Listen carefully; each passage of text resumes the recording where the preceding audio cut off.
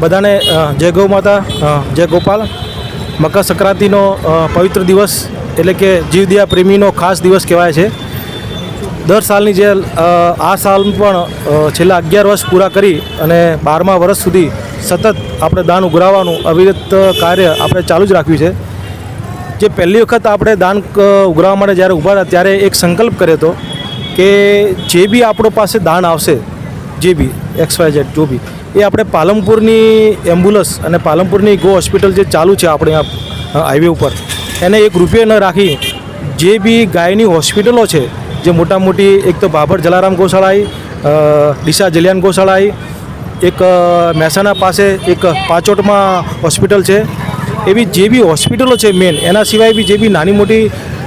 જે બી ગૌશાળા છે, ડીસા શાસ્ત્રીજી ગૌશાળા,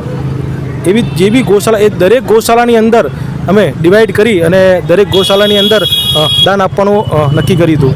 એટલો આનંદ બધા લઈ રહ્યા છે આ વર્ષમાં કે દરેક કાર્યકર્તાને જે લોકો પાલનપુર વાસીઓ